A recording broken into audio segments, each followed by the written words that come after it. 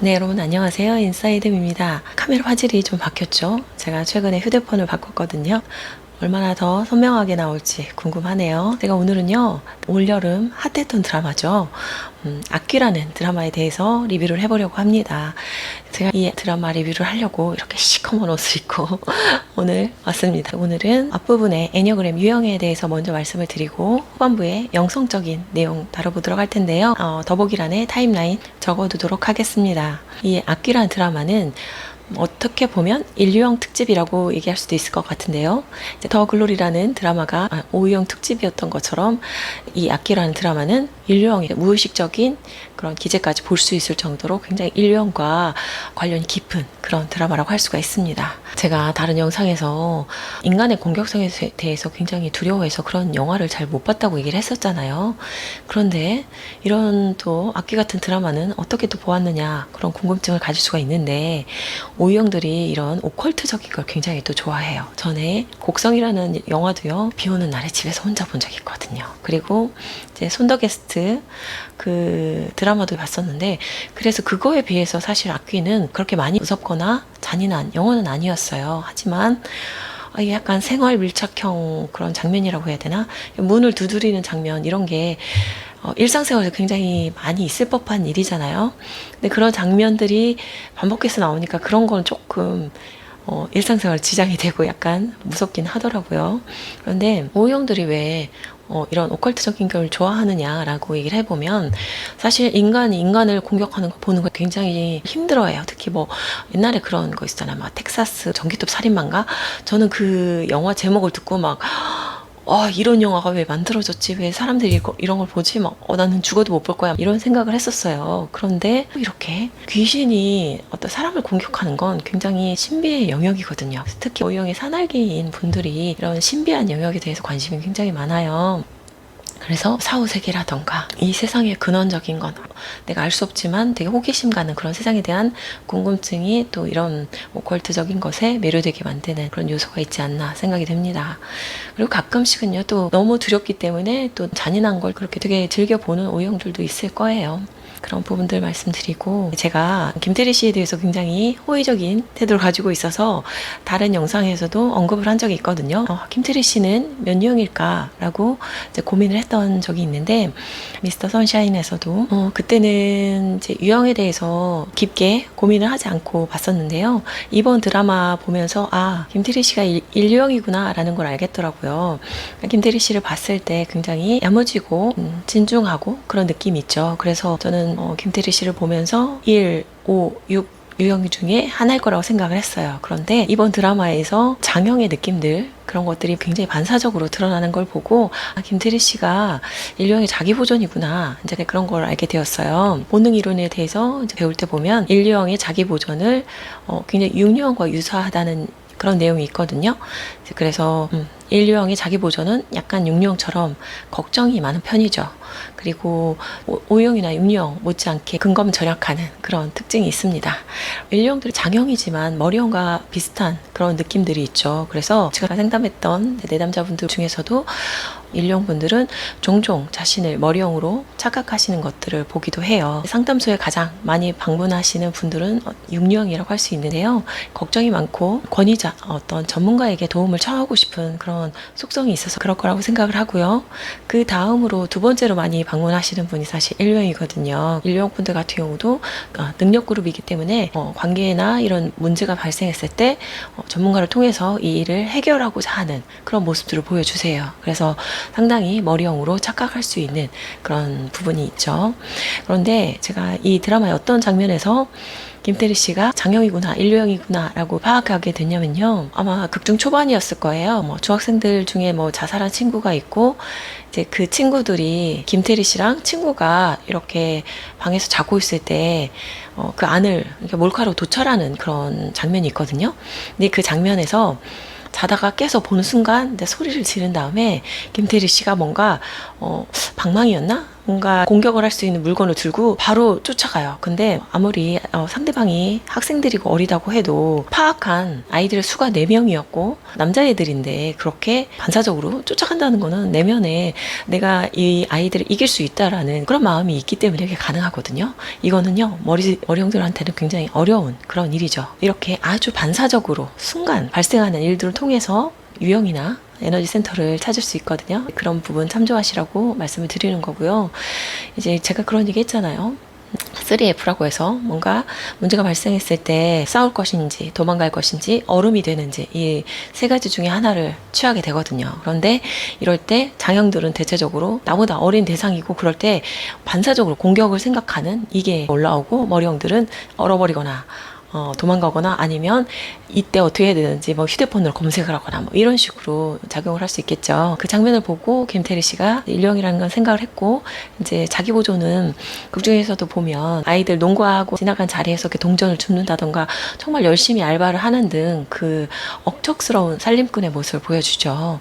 그래서 이런 부분이 일령이 자기 보존의 모습으로 이제 보여지고, 그리고 제가 봤을 때는 김태리 씨 어머니로 나오신 그 엄마 역할이 사유형으로 추측이 되거든요. 뭔가 하려고 하고 진심이고 사람 진실하고 참 좋은데 현실적인 능력 이런 부분이 굉장히 부족한 그런 사람으로 나오죠. 근데 엄마한테 아무것도 하지 말라고 이런 식으로 굉장히 화를 참으면서 얘기를 하고, 그런 책임감, 자신이 이 가족을 책임져야 된다는 그런 책임감들도 보이잖아요. 이제 이런 부분도 굉장히 장형적인 요소로 볼 수가 있겠죠. 그런데 참 재밌는 건 커플이나 부부로 방문하시는 제 내담자분들 보면은 일령부들이 굉장히 머리형과 잘 지내는 것들을 볼 수가 있어요. 그래서 거의 80% 이상은 5, 6, 7 이렇게 머리형들과 커플로 오시는 것들을 보게 되거든요.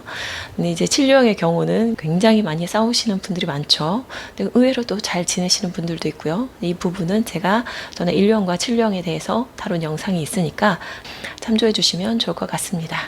그리고 어떤 1형 분들의 경우에 굉장히 자신을 머리형으로 착각할 수 있긴 하는데, 이런 1형들은 굉장히 욱하는 게 있죠. 욱하는 마음을 참고 그게 이제 모이다 터지는 그런 모습들을 보여주는데, 머리형들은 사실 그렇게 자주 혹은 많이 화가 나지 않는다는 거를 좀 생각하시면 도움이 될 것 같아요.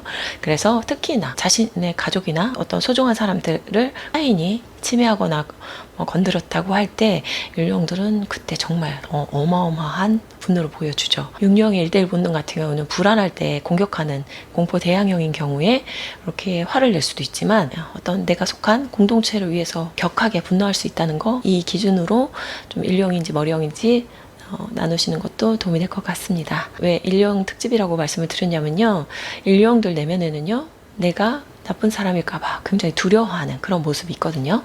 그런데 이제 공교롭게도 일령인 김태리 씨 안에 이제 악귀라는 귀신이 빙의가 되면서 나도 모르는 사이에 내가 타인을 해치고 내 욕망을 채우는 그런 행동을 하는 것들이 보여지죠. 애니어그램을 기본적으로 배우신 분들은 일령 분들에 대한 인식이, 저 사람들 법 없이도 살 사람, 굉장히 책임감 있고 성실하고 그리고 뭔가 정의로운 그런 측면이 강하죠. 그런데 재밌는 게 유형을 배우다 보면요, 내가 그 반대의 속성 때문에 그렇게 매여 있는 것들이 있어요. 조금 쉽게 풀어서 얘기를 하자면, 일령의 경우는요, 내가 나쁠까봐, 악할까봐 나의 오점이 두려워서 그렇게 선하게 올바르게 살려고 노력을 하는 거예요. 마치 화를 쏠 때 뒤로 세게 당긴 만큼 앞으로 세게 나가는 것처럼 유형별로 이렇게 반대의 모습으로 달려가는 특징이 있어요. 예를 들어서 5유형의 경우는 나의 무지함에 대해서 굉장히 두려워하죠. 그래서 어떤 분야의 전문가가 되기 위해 굉장히 지식적인 부분을 파고들죠. 그리고 8유형의 경우는요, 무시당하고 힘없고 나약해서 누군가에게 공격당할까 봐 두려워서 그렇게 갑옷을 두르는 것처럼 그런 강인한 모습을 보여주거든요. 제가 상담했던 내담자 중에서 어떤 8형 분이 이렇게 팔과 다리에 이렇게 다 분신을 하신 정말 세 보이는 분이 있었거든요. 그런데 8형들 특징 중에 강인한 남성성, 그런 것에 추가로 되게 아이 같은 천진난만한 그런 구석이 있는 경우가 많아요. 사실 1류형도 그런 부분이 있는데 8류형들은 더 극단적이죠. 말씀드린 그 8류형 내담자분께서 터프한 모습의 어떤 외모를 가지셨는데도 다른 사람들이 자신에게 사과를 하지 않는다거나 뭔가 대응하는 거에 불만이 생길 때는 혹시 저 사람이 나를 무시하나? 라는 생각이 들어서 굉장히 강력하게 대응하고 그런 것 때문에 커플 간의 분쟁이 있어서 오셨던 그런 분이 있었거든요. 그때 제가 정말 그런 말씀 드리고 싶었어요. 거울을 좀 보시라고. 누구님 같은 분을 다른 사람이 어떻게 무시할 수 있겠냐고 그런 질문을 정말 드리고 싶었어요. 그런 것처럼 내가 이게 취약하면 어떡하지? 생각하는 내면에 있는 그 요소를 강화시키는데 일생을 바쳐서 노력을 하기 때문에 유형별로 이렇게 반대로 튀는 그런 요소들이 있는 거죠. 그래서 인류형들은 이렇게 자기 내면에 있는 오점이나 나쁜 어떤 요소들 이런 걸 되게 두려워하는데 악기가 시인은 이런 장면을 통해서 인류형의 어떤 근원적인 두려움이 표현된 것처럼 느껴졌어요. 마치 김은희 작가가 애니어그램을 아시나? 라고 생각할 정도로 이런 게 너무 매치가 잘 되는 그런 유형 스토리와 캐스팅 이런 게 딱딱 맞았던 거죠. 하지만 이제 그것을 억제하는 그런 의지를 가지는 게 또 인류형의 특징이죠. 드라마 내용 중에 그런 부분이 있었잖아요. 사실은 나도 그런 욕구가 있었어, 그런 욕망이 있었어, 이런 거를 김태리 씨가 인정하는 그런 장면들이 나와요. 누군가를 미워하고 어떤 것들을 욕망하고 이런 것들. 근데 이런 부분을 인정해 주는 것이 굉장히 중요하거든요. 인정한다는 거는 그것에 대해서 거부하고 회피하고 밀쳐내는 게 아니라 맞아, 그런 요소가 나한테 있어 라고 수용을 해주는 거죠. 우리가 조심해야 되는 거는 다만 행동이에요. 내 내면에서 올라오는 감정이나 그런 마음들은, 욕망들은 다 옳거든요. 그래서 그런 것들이 존재하는구나, 그럴 수 있지, 하지만 나는 행동은 통제를 할 거야 라고 생각하는 식으로 이 마음과 행동에 대해서 잘 분리를 시키는 게 중요하겠죠. 그래서 그런 부분에 대해서 너무나 인식을 해주지 않고 무시할 경우에는 그것에 대한 에너지가 강해져서 나를 그냥 점령하고 내가 휩쓸릴 수 있거든요. 하지만 내 안에 그런 것들이 있음을 인정하고 수용하고 바라보면서 그것과 관련한 행동을 할 때는요, 내가 조절을 하면서 행동을 할 수 있거든요. 그래서 나 스스로에 대해서 인지하고 수용하는 것들이 이렇게 중요합니다. 이제 엄마는 사유형이라고 말씀을 드렸고, 그리고 이홍세라는 그 형사 역할인 분이 있죠. 그분은 외모가 너무 사유형으로 생기셨어요. 보는 순간 저분은 모델 출신일 것 같다라는 느낌이 왔어요. 근데 검색을 해보니까 정말 그렇더라고요. 아우라는 참 어쩔 수가 없는 것 같아요. 이제 극 중에서는 승진에 욕심이 많다는 그런 걸로 얘기를 하지만 배우의 느낌도 사유형이고, 김원혜 씨죠. 같이 일했던 그 팀장이 죽었을 때 뭐 우는 모습이나 다른 타인들을 대하는 태도들을 봤을 때는 굉장히 진실을 추구하는 그런 건강한 사유형의 모습으로 보여졌어요. 그리고 굉장히 기억에 남았던 장면이 마지막 부분에 이홍세라는 형사가 일을 하고 있을 때 영혼이 된, 그러니까 죽은 김원혜 형사의 목소리로 잘하고 있어 라고 얘기해주는 그런 장면이 있었거든요. 거기서 되게 울컥하는 거예요.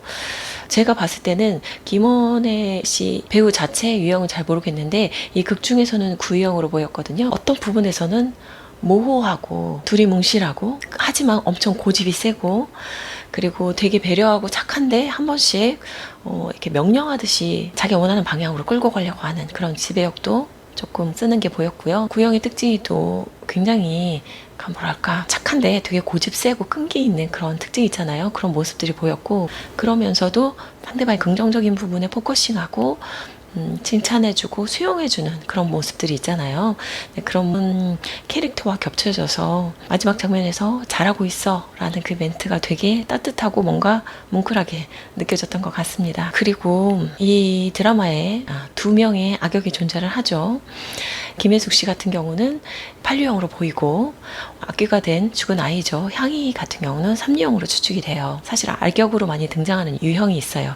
그게 바로 3유형과 8유형이거든요. 이제 3유형 같은 경우는요, 자신에게 헌신했던 그런 사람들을 배신하고 욕망만을 쫓아가는 약간 뒤통수 치는 그런 캐릭터로 많이 나오고, 8유형 같은 경우는 그런 욕망이 너무 강해서 그 과정에서 약자들을 탄압하고 힘을 갖기 위해서 노력하는 정치인이나 고위 관리직 막 이런 식으로 많이 나오죠. 8유형들은 욕망이 너무 강해서 내가 원하는 게 만약 100%면 200%, 300%막 채워지길 바라거든요. 염 교수의 할머니가 그 8유형 역할로 자신의 욕망을 위해서 다른 존재들을 대상화시키고 이용하고 어떤 공감 능력이 결여되고 욕망만을 쫓아가는 그런 8유형적인 악역을 잘 보여줬고요. 향이 같은 경우도 사실은 속임수를 쓰죠. 동생을 대신에 희생하게 만들고, 그러고도 집안에 있는 그 모여있는 돈들, 그리고 막 먹을 것들 내가 얻는 그런 것들에 굉장히 기쁨을 표현하는 그런 게 나오잖아요. 그래서 어떻게 보면 이 극에서 어떤 메인 스토리 그런 교훈이라면 욕망을 주의하라 뭐 이렇게 볼 수도 있겠죠. 그런 부분에 3령과 8령이 굉장히 적절하게 잘 배치가 된 것 같아요. 애니그램을 배우고 나면 유형별로 다 악역을 세팅할 수 있어요. 예를 들어서 이렇게 하면 영상이 길어지는데 한번 얘기를 해볼까요? 1령이라면 두 얼굴의 그런 사람, 예를 들어서 성직자예요. 목사나 스님이나 그런데 앞에서 굉장히 반듯한 척하면서 뒤에서 굉장히 가정 폭력을 행사한다거나 성적으로 문란하다거나 이런 사람을 할 수 있을 것 같고, 이유형의 경우는 미저리도 그렇고 올가미 그런 영화처럼 어떤 애욕 때문에 막 누군가한테 굉장히 잘해줬다가 막 집요하게 괴롭혔다가 막 이럴 수 있는 그런 캐릭터고, 3령 말씀드렸고, 4형의 경우는 제가 전에 리뷰했던 작은 아씨들이란 드라마 있죠. 거기에서 엄지원 씨가 딱 그 사성본의 그 악역을 잘 소화를 하셨죠. 그런 느낌. 그리고 5형이라면 약간 사이코패스여가지고 되게 선하고 막 사심 없는 것 같은데 양들의 침묵처럼. 근데 양들의 침묵이라는 영화는 제가 그걸 보진 않았지만 그 배우분이 약간 장형처럼 보였거든요. 그래서 5형이라면 뭔가 그런 해킹하는 그런 역할도 가능할 것 같고, 선하게 보이는데 알고 보니 뒤에서 이렇게 막 인체 실험을 하고 있다던가 막 이런 역할도 잡을 수 있을 것 같고, 6류형들은 사실 장첸이 6류형의 공부 대항형이거든요. 그런 식으로 해서 되게 사실은 엄청 무서워서 굉장히 잔인해질 수 있는 그런 역할들, 아니면 6류형이 불건강해지면 굉장히 비겁해질 수 있거든요. 그래서 착하게 살았는데 나에게 어떤 위험이 오니까 이제 모든 걸 다 버리고 비겁하게 막 다 뒤통수치고 가는 거, 그런 역할도 가능하고, 7령이라면 철없는 가장의 역할로 막 도박 이런 거 하면서 가족들을 막 힘들게 만드는 그런 역할 있죠. 그런 것도 가능할 것 같고, 구형은 참 쉽지 않죠. 그런데 이제 김창원 씨가 약간 그 비슷한 뉘앙스를 줬던 게 있어요. 옛날에 사이코지만 괜찮아였나? 그 드라마에서 뭔가 앞에서 되게 유하고 부드럽고 얘기를 하는데 뒤에서는 상대방의 약점을 다 보고 있고 어떻게 대응할지, 그러면서 자기 원하는 방향으로 끌고 가는 그런 역할, 그런 것도 가능하겠죠. 이제 유형 얘기는 여기까지 하고 영성 쪽으로 좀 드라마적인 스토리를 좀 얘기를 해보면요. 이 드라마에선 빙의에 대해서 다루고 있잖아요. 그런데 우리가 굉장히 재미를 위해서 귀신, 악령 이렇게 하면서 영혼에 대해서 되게 두려운 어떤 상을 만들어서 나름 즐기고 있지만, 사실 우리가 이 내면에 있는 그런 상처나 에고나 빙의나 다 속성이 비슷해요. 가끔씩 나는 원치 않는데 내 안에서 올라온 어떤 무의식적인 힘에 의해서 내가 특정 행동을 반복을 하는 경우가 있잖아요. 그런 것들이 어떻게 보면 상처든 빙의든 다 이걸 하나로 생각을 하면 에고의 한 종류라고 생각할 수 있지 않을까라고 저는 생각을 하고 있고요. 그리고 이것을 소멸하는 방법은 다 그냥 무의식 정화처럼 하시면 돼요. 이제 극 중에서도 김태리 씨가 어떻게 그 어린애들을 그렇게 굶기고 죽였어 하면서 이렇게 빛 속에서 절규하면서 우는 장면이 있었죠. 그 장면처럼 마치 그 일이 나에게 일어난 것처럼 그 감정을 느껴주는 거예요. 그 아픔을. 그러면 대체적으로는 그 빙의든 에고든 이제 거기에서 벗어날 수가 있어요. 그러면서 네가 가야 될 곳으로 가. 뭐 이런 대사가 있었는데, 이제 영성 배우시는 분들은 아시겠지만 이제 다시 본성으로 돌아가세요. 뭐 이런 얘기죠. 그래서 결국은요, 가장 중요한 거는 한을 풀어줘야 되는데, 이 한이라는 게 게슈탈트 이론에서 말하는 미해결 과제처럼 어떤 해결되지 않은 응어리져 있는 과거의 상처들, 그런 거거든요. 그런 것을 이제 마치 나의 것인 것처럼 느껴주고 해소해주면 거기에서 벗어날 수 있는 거죠. 근데 이 드라마 상에서는 그렇게 했을 때 해결이 안 됐죠. 어떻게 보면 너무나 강력한 영이었기 때문에 그렇다고 볼 수도 있고, 이제 드라마 상에서 처음에는 마치 목단이가 이 영혼의 주인공인 것처럼 얘기를 했는데, 알고 보니까 다른 존재였잖아요. 우리가 뭐 옛날에 전설의 고향이나 이런 걸 생각해 보면 그때의 귀신의 특징은 아무 죄 없는 굉장한 약자, 하얀 옷을 입은 그런 순수하고 힘없고 죄 없는 그런 대상을 뜻하는 그런 귀신이나 영혼으로 나왔는데, 어떻게 보면 작가가 이렇게 반전을 주고 그러기 위해서 조금 더 한 단계 더 나아간 그런 악역을 만들었죠. 제가 생각하는 이 드라마의 또 핵심적인 주제는요, 나를 공격하고 내가 가장 두려워할 만한 건 결국 나라는 거죠. 제 영상에서 내면의 비평가 얘기 굉장히 많이 하죠. 타인이 날 공격해도 내가 동의가 되지 않으면 그게 나에게 어떤 데미지를 입히지 않아요. 그런데 아무 일도 일어나지 않아도 내가 나를 못마땅해 하고 계속 공격하고 내가 나를 수치 주고 이런 일들이 발생하기 때문에 우리가 인생이 굉장히 괴로운 거거든요. 근데 마지막 회에서 이제 그런 얘기가 나오죠. 결국 나를 죽이려 하고 나를 공격하는 게 나였어. 이런 장면이 나오죠. 나를 공격하는 귀신처럼 머리가 앞으로 다 흘러내린 그 대상을 자세히 봤을 때 그게 나였다는 걸 깨닫고 이제 놀라는 장면이 있는데, 이런 부분이 이 내면의 비평가 에 대한 스토리와 굉장히 맞아떨어지죠. 좋은 글을 쓰는 작가분들은 심리든 철학이든 굉장히 더 깊이 있는 사고를 하시는 분들이 아닐까 그런 생각을 해봅니다. 그리고 이제 극 중에서 귀신은 그 사람의 가장 취약한 부분을 파고든다고는 얘기가 있잖아요. 그런 걸 토대로 생각을 해보면 가장 취약하다는 건요, 수용해주지 못하는 나의 모습이에요. 내가 가장 싫어하고 받아들일 수 없는 나의 모습, 그게 나의 취약성이거든요. 근데 귀신이 그걸 가지고 그 사람을 쥐고 흔드는 거기 때문에 정말 자기 사랑이라는 게 나에게 뭐 명품 사입히고 맛있는 거 먹여주고 그런 게 아니라 내가 싫어하는 나의 취약한 부분, 받아들일 수 없는 나의 그런 요소들을 수용해주고 그럴 수도 있지, 그런 나라도 괜찮아 라고 이렇게 나를 받아주는 거거든요. 그래서 그런 과정들이 또 얼마나 중요한지 또 이 드라마를 통해서 생각해 볼 수 있는 그런 시간이 되었습니다. 이제 그리고 또 하나 이 드라마의 중요한 메시지는, 선대에서 잘못한 죄 지은 것들은 결국 후손이 받게 된다, 뭐 이런 부분도 나올 수 있겠죠.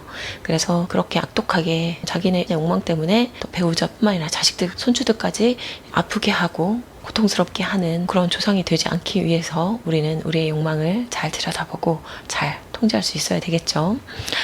이제 무서웠지만 재미있게 봤던 악기라는 드라마에 대해서 이렇게 다뤄봤고요. 여러분들은 어떻게 보셨나요? 또 여러분들께서 공유하고 싶은 그런 스토리가 있다면 저에게 댓글로 남겨주시면 감사하겠습니다. 오늘도 이렇게 긴 영상 시청해주셔서 감사합니다. 다음에 또 다른 영상으로 찾아뵙겠습니다. 안녕.